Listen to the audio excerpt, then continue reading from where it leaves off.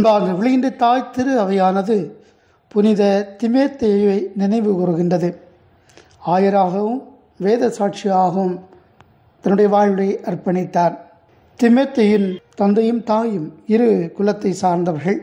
புனித பவுல் பல இடங்களில் சென்று போதித்த போது திமோத்தேயும் அவர் தம் தாயாரும் பாட்டியும் அவரிடத்தில் திருமுழுக்கு பெற்றார்கள்.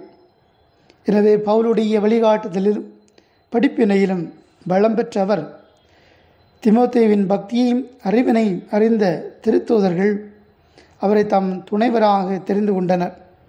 புனித பவுல் அவரை திருச்சபைக்காக வேதனைகளை அனுபவிக்கும் கிறிஸ்தவர்களிடம் அனுப்புவார். சில வேளைகளில் வேதத்தில் தத்தளிக்கும் விசுவாசிகளிடம் அனுப்புவார். பவுலின் வழியிலேயே திமோத்தேயு நடந்து கொண்டபடியால் எபேசு நகருக்கு ஆயராக நியமனம் பெற்றார். பவுல் சிறையில் வைக்கப்பட்ட பொழுது திமோத்தேயுவுக்கு மெய்மறையை பற்றி 2 திருமடல்கள் எழுதி அனுப்பினார்.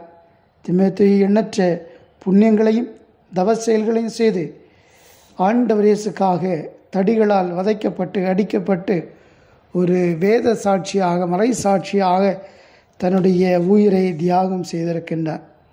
அன்பார்ந்தவர்களே, ஆண்டவர் இயேசு மீது எத்தனை அன்பு, எத்தனை நம்பிக்கை அவர்களை ஒரு வேத சாட்சியாக அர்ப்பணிக்க வழிவகுத்தது.